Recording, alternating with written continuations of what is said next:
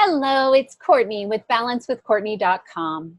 I am passionate about helping others discover their happy and inspire them to make it a daily habit. My intention is to hack happy by interviewing experts to share their story to inspire others and create a happy movement. Today's happy expert is Kimi Morton. Kimi Morton is the co-founder of BLE Digital, and a digital media and business coaching company whose mission is to support individuals and businesses to optimize performance and create lives they love. As it is for most people, the path of Kimi's true purpose was a long and windy run.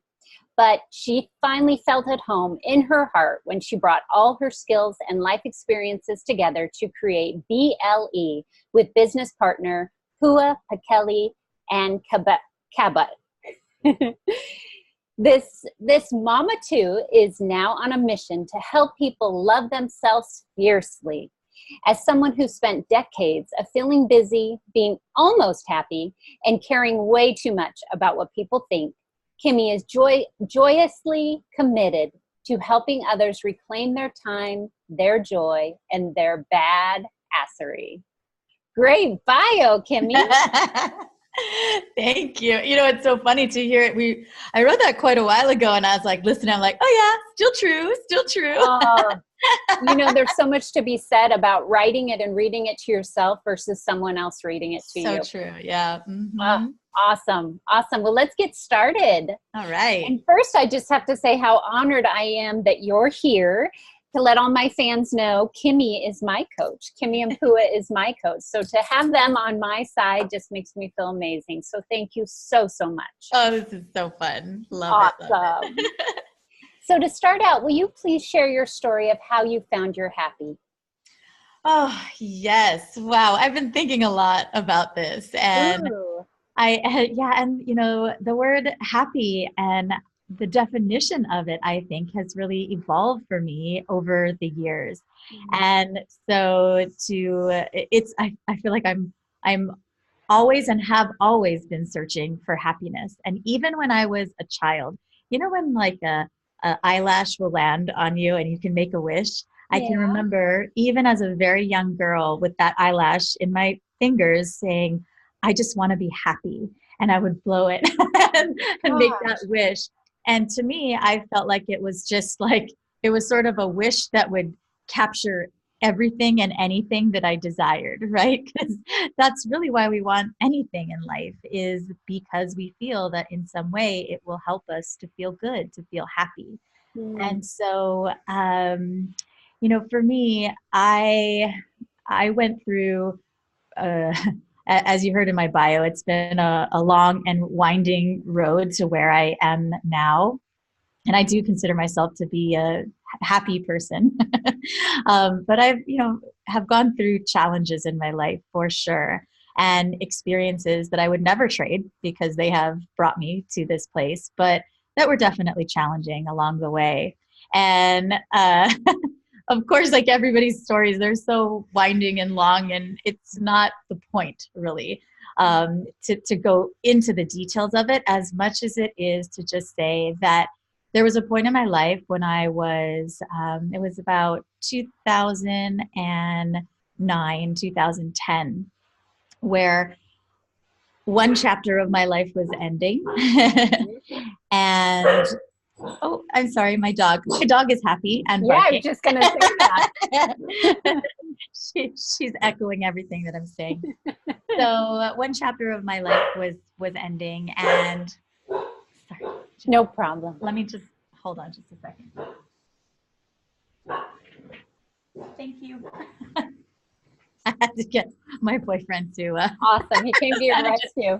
Yes, came to my rescue. Okay, so one chapter of my life was coming to a close. And so for many, many years, and I will share this, that I was the primary caregiver for my mother-in-law. So my mother-in-law, Peggy Chun, it was a local artist here in the islands. And I mean, that was definitely one of my life purposes was to care for her.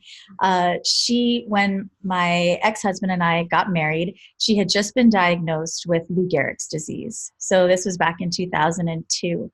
And it began very quickly to take over her body. So if you know anything about Lou Gehrig's disease or ALS, which many people do now because of the ice bucket challenge, right? Yeah. It basically, your brain stops talking to your body. And she slowly lost the use of her right hand, then her left. And so she went from painting with her right hand to painting paintings with her left hand to painting paintings with the paintbrush in her mouth. It was incredible to witness her resilience in the face of this incredible, like, devastating illness that she had. And it was my job when I took on the responsibility and the beautiful joy of running her art business and managing her care for her throughout the 6 years or so of her illness. And Peggy was the most amazing woman. Like, go Google her. Her artwork was phenomenal, but also her spirit. Like, she was a wild, wild woman, let me just tell you. And I learned so much about happiness because of her. Like, she taught me how to find the joy in everything and anything. And so, to make a very long and winding story a little bit shorter, she died in 2008. And this was after, 6 years of her care. And it was devastating. We had over the course of her illness, maybe, 100 caregivers caring for her. It was like I had run like a mini hospital there for her. And I was also caring for, running her art business as well, right? So anyway, incredible experience for me, and one where I really grew. So through that time, I had 2 children. I figured out how to run a business. I figured out that I love being an entrepreneur. I figured out how how to deal with an incredible amount of stress in my life. Yeah. And it was being on the front lines of this very, very challenging situation, and also being surrounded with so much support, so much love, and to be at the side of this woman who, in the face of the most devastating illness, was a hero. She was a hero locally, and I learned so much through that experience. So fast forward, Peggy has passed away. We opened up a gallery to honor her. Oh my gosh. Yeah. And so here I am, like, oh my gosh, I'm opening up a gallery in a down economy. If you remember, that was like the worst time to do anything in business.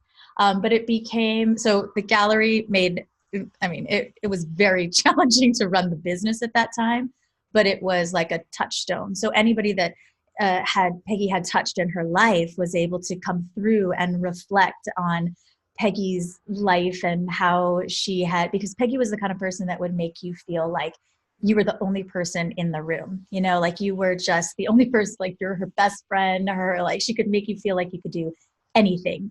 And you couldn't complain about anything, right? Because here's like you want to go in there and be like, oh yeah, I'm really tired today. And here's this woman who's still chasing her dreams while having to paint a painting with the brush in her mouth. Like, so powerful.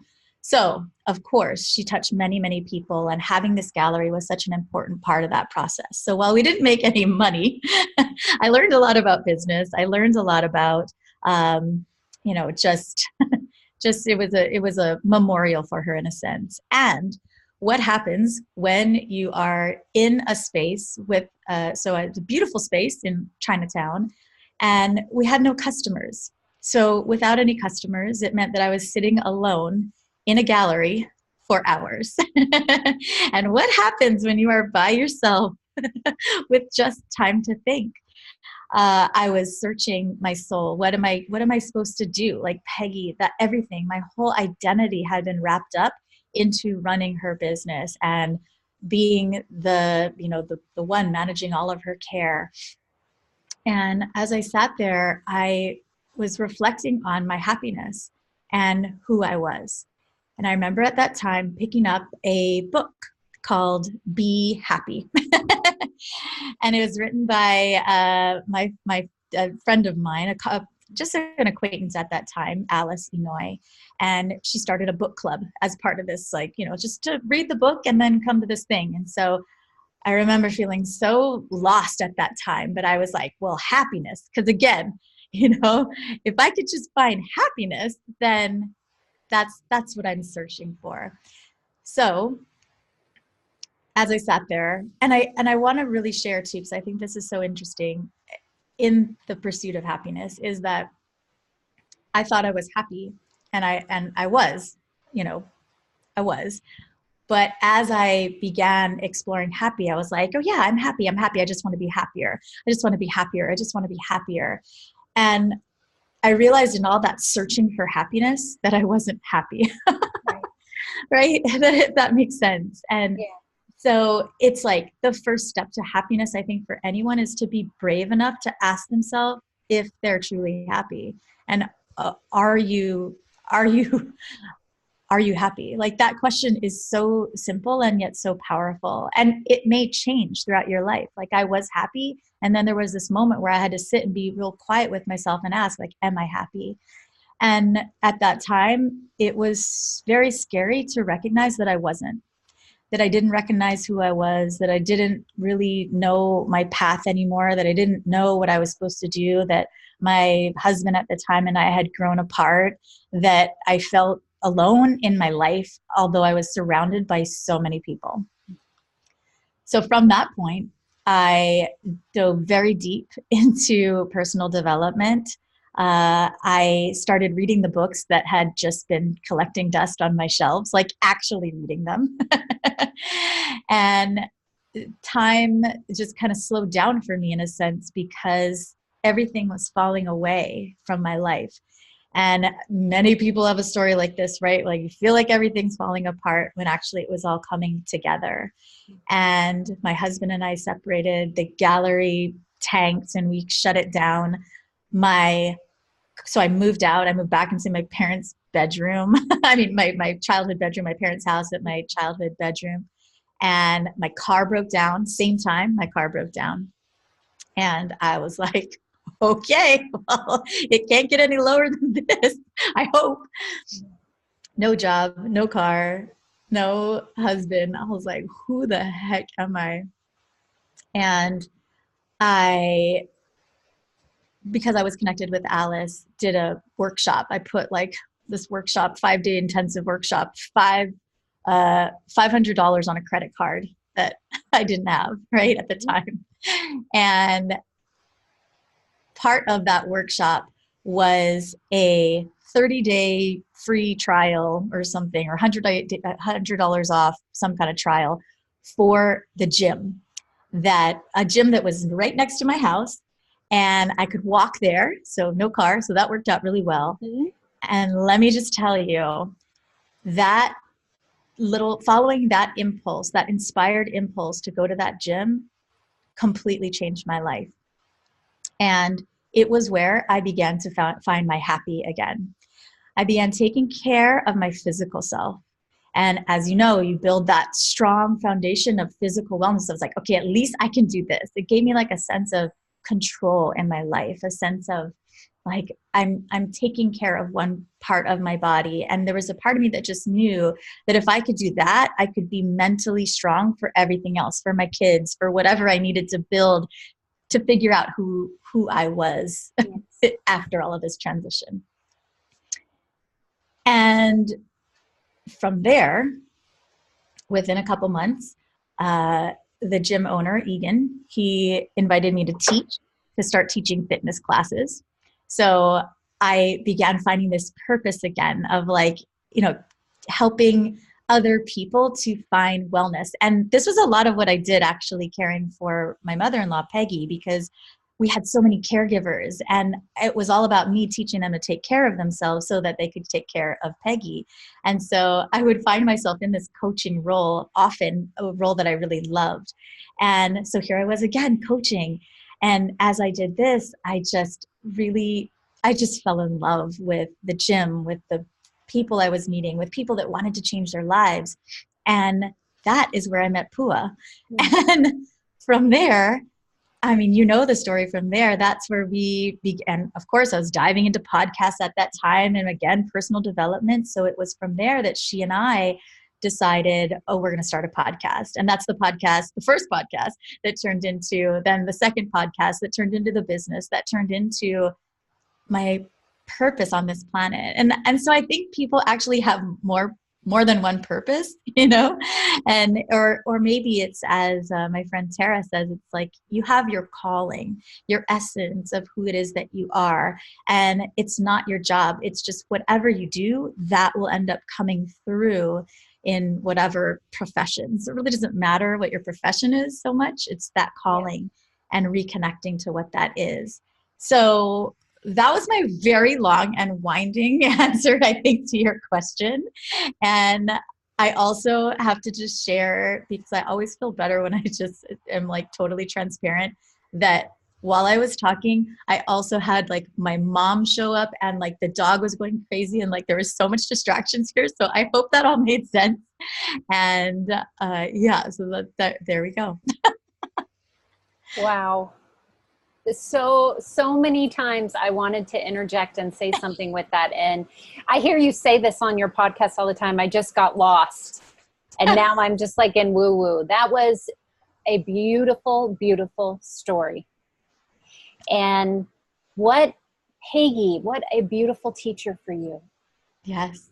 Yes. Yeah. And I want to like bring it full circle. And I also want to say that because I think anytime somebody mentions divorce, like people are like, oh, like, you know, there's like a stigma, right? But my ex and I, we were very committed to really separating gracefully, and we are great friends now and co-parent beautifully together. And I love that we were married, and I love the way that our journeys have taken us other places now. And he has a, you know, wonderful relationship. And I met my boyfriend at the gym the same gym that I met Pua. So life is just so crazy, and you have to be willing to just be open to what is there. Showing the up magic that happens. Never know. Yeah. And look at the positivity and everything. Yeah. So many synchronicities in your story. It's just, wow.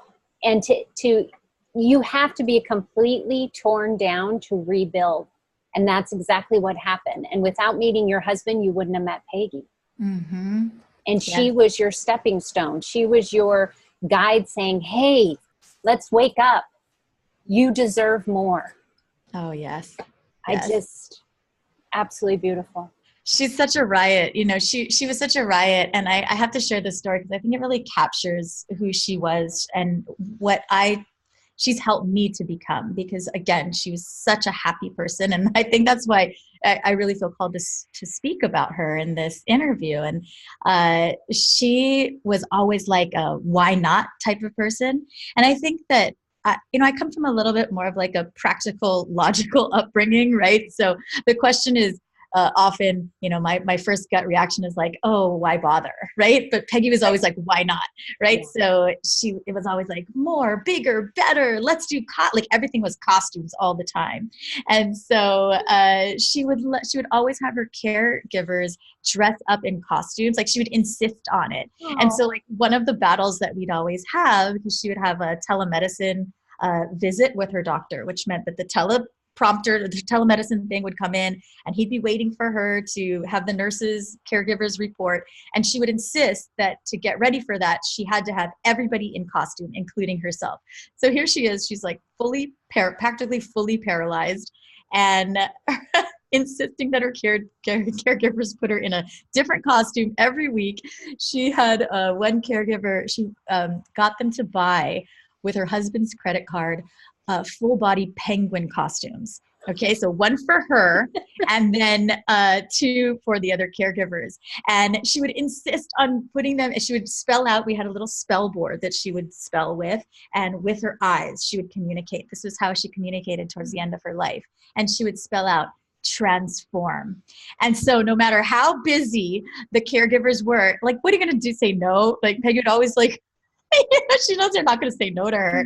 So they'd like, oh, even if they're really busy trying to get her ready for something, they'd put on the full body penguin costume and we'd just die, because there's nothing funnier than a person in a full body penguin costume except somebody mad in a full body penguin costume, right? So she'd be so tickled with herself that they'd be there and they're like, characters like, okay, just for you, Peggy. But she had that ability to like just pull that out of people. And by the time, once you're in a penguin costume, you're going to have fun. I guarantee it. And so, where most people would just be like, what's the point? She just had this like zest for life where it was like, yeah. And I see it in my kids. It's so cool. I see the influence that she's had on them and on me. And so, yeah, it's just a beautiful, beautiful experience that I was blessed to have. Keep things light and have fun. That sounds like happiness to me. Yes. Oh my gosh. So how do you maintain your happy and make it a daily habit? That's a great question. So I'll give you some practical.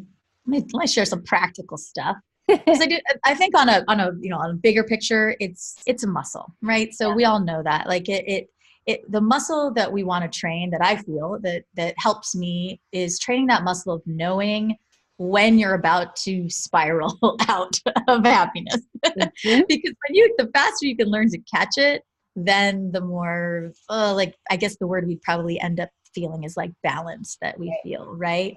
But also it's how fast can we flip something, right? So if something challenging happens, how quickly have we trained our brain to say like, oh, it's happening for me. How wonderful. Like, I definitely didn't want to spill my freaking coffee all over my lap today, but there must be a reason. Maybe I was supposed to wear that other outfit instead, right? So the quicker that we can flip things, and I feel like that is an ongoing practice that we can kind of create the foundation.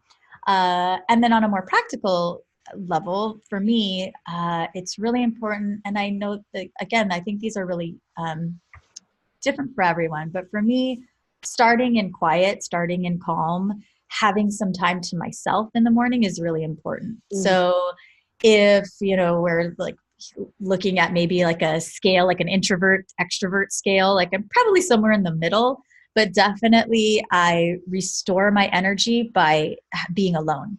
So I love people. I love being around people, but too much, and I feel like drained. Yeah. And I think I tend to be, I sense people's energies and feelings a lot and all that too. So I just have to make sure that if I've been around a lot of people, I have to cocoon. My mom always calls it cocooning, which I think is like, that's exactly what I think of. And so I need my cocoon time.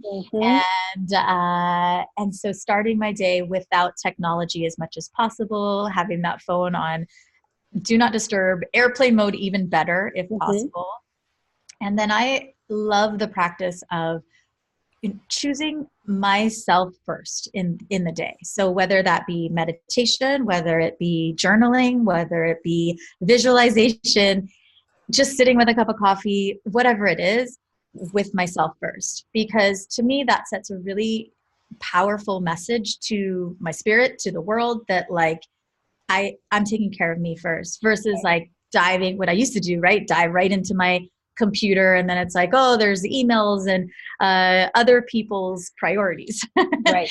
And so that basically I'm reinforcing a message that other people's priorities come before me. And so it's really important to me to have that flipped. Those are, and it's so silly, but I guess not silly as much as just like simple, is that I have to remind myself what I enjoy, if that makes sense. Yeah. Like I does. Like a happy list. And so Pua and I, in our journaling, in our weekly planning process, we have a piece of that that's our joy list. And it's something that we recommend to clients, and that it came out of what we had to do for ourselves, because I don't know what it is about us as humans, but we just sometimes just forget what makes us happy. So funny, right? And so I have to have this like mental list. At this point, it's a mental list of like, okay, if I'm starting to feel crappy, what can I do to shift it? Okay, maybe it's listening to music. Maybe it's going outside. Maybe it's calling somebody. Maybe, just talking it out with a friend. Maybe it's a nap. Maybe it's just surrounding myself with somebody that is going to lift me up.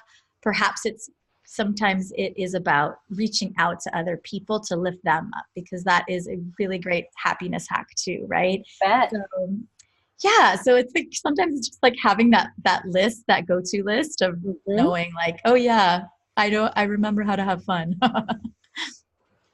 The biggest thing that jumped out for me with everything you said was taking care of you first, and you starting your day in quiet. Yep. Because nothing in life is quiet anymore. So to be able to allow that time. So I can imagine with a boyfriend and 2 kids, you have to get up a little early to get that cocoon time. Yes, I do. Yes, for sure.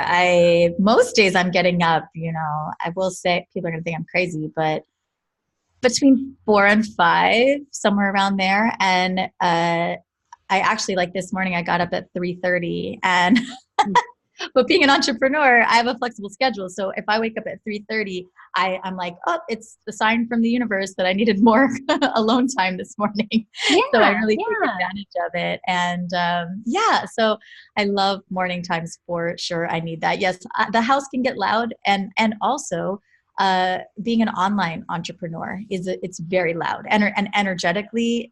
We tend to think of, like, especially for more introverted types, where face-to-face is what drains us, but also online interactions can as well too. So it's like really important for us as online entrepreneurs to be mindful of that. Like every time you post, every time you interact with somebody, all of those like clicking and the two-way conversations, that's all energetic exchanges. So, what are we doing to make sure that we're taking frequent breaks, and just like, I feel like sometimes just going outside is like a ionic bath almost, right?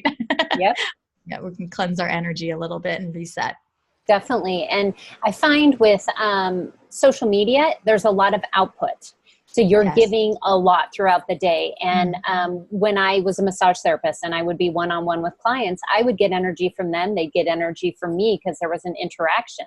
But when you're online, sometimes it's just you putting stuff out all day long. So you're constantly depleting yourself with energy.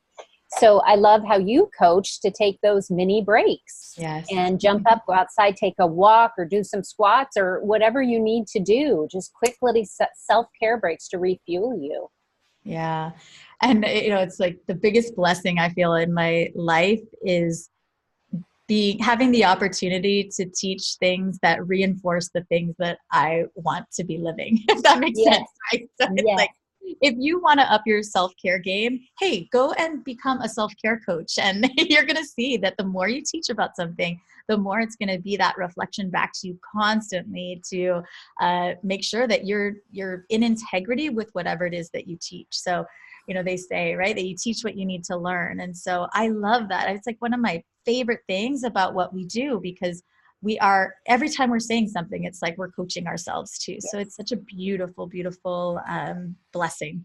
Yes. Blessing. And even more to be doing what you love and what is your passion and what is your soul signature because of that reason alone. Yes, exactly. Yeah. So with your story, you pretty much answered all the questions I was going to ask you, but the very last one was getting back in alignment when you're struggling. And I loved how you really said, I need to go back in, and I call it check myself. But how am I feeling? How is my body feeling? Have I done self-care? Have I taken a break? Take care of you first. Did you have anything else you wanted to add? Yeah, well, I'm a big fan of reflection and creating white space in your life. So white space in your day, for sure, taking many breaks, as we talked about, but also white space in your week, in your year, so that I think of it as like our life is like a painting, and we're always so close, right? We're like in the details of it. And so we need to have those moments where we step back and we look at the whole masterpiece. And it's only when we step back that we can go like, oh yeah, like I definitely need a pop of color over here. And I definitely need to fill in this area. And we can't see that if we're so tight in. So for me, taking some time each week to review my last week, the week ahead, kind of just check in, as you said, physically, mentally, emotionally, spiritually, is so huge for me. And then, and also just that inventory, right? Of like, what works, what didn't work, what's working, what's hard, because we're so resilient as human beings that we'll just blow past that stuff and keep repeating the pattern again and again. And so, and then those like, maybe they're quarterly sort of mini retreats that you can take where you just take a couple hours and you really take that larger step back and you ask yourself like, are you happy? Right? Like that, like if everybody just 4 times a year stepped back and really asked and answered honestly the question, am I happy? I feel like they could change their life. But Definitely. it's right. It's just being brave enough to really look and to be willing to hear the answer, because like I shared earlier, like you're not always going to like the answer that you get, but that's exactly why you need to do it, because the opposite is continuing down that path to a much more devastating result. Well, that's what I was going to say. If you want struggle, don't listen to the inner guidance. Right. Yeah. Right. Yeah. And you also said something in coaching that I absolutely loved. And you said, when you go on vacation, take note of what you don't miss. Right? Yes. Because we miss a lot. Well, sometimes it depends on how bad we needed the vacation. But what didn't we miss? And then really look at that and say, do I even need to be doing that anymore? It's not serving me. Yes. And how beautiful is that? Because everyone's happy on vacation, right? So bring vacation to you. Mm-hmm. Yeah. Yeah, I like that. I like that hack. And it was great because, my wife and I are traveling now, and we have the opportunity to get rid of a lot. Mm-hmm. And a lot of things we found we were doing just because they were routine and we always did them, but they weren't serving us. It's just what we were supposed to be doing. Right. Well, you hit the nail on the head right there. It's so much of our life is filled with just things that we're doing because we've always done them. And we don't take that time to really examine them and question them. And gosh, that could even go into a conversation of like, it could be your belongings, but it could also be your beliefs, right? Like you've just held on to it for so long just because it's just been there. Right. It's like the KonMari method, right? Like where you like get the magical art of tidying up, like just go through your entire life. Be brave enough to say like, not just with your stuff, like I was going to pick up it's masking tape, but that's not a good example, but like, do I love this? Do I want to keep it? Yes. Great. Then do the same thing with your beliefs, right? Is this belief serving me? Do I love it? Great. How about your relationships? How about, your habits, the things that you're doing on a daily basis, the responsibilities that you have in your life? Like, it's just endless. And to me, that is happiness, right? Yes. Is being able with 100%, knowing and conviction that the things that are in your life are there because you choose them to be. You choose them to be. That's beautiful. That's power right there. And I'm going to end it on that because that is money right there. Beautiful. Oh, thank you so much, Kimi. Thank you. This has been such a treat. I just love what you're doing. We just adore you. You know that. So it's so beautiful to see you finding you're happy. So thank you for this opportunity. Thank you so much. Will you please tell our fans how they can get in touch with you and what you have going? Of course. Yay! Well, you can check out our website, bledigital.com. And by the way, BLE stands for Best Life Ever, which was one version of our business. People always ask us that. So BLE Digital. And it's a great place to get started. And you can find us on Instagram at Broadcast to Badass. If you want to find me personally, I'm at Kimi M on Instagram, KIMIM. Great place to start. Thank you so much. Thank you. Thank you for taking time for us and for your growth. I hope you discovered new habits to support your happiness. Please reach out with questions or if you need more support at Happy Balance Facebook group or balancewithcourtney.com. If you need one-on-one inspiration and support, please book a happy call. I'm here to help. Thank you, Kimi. Thank you.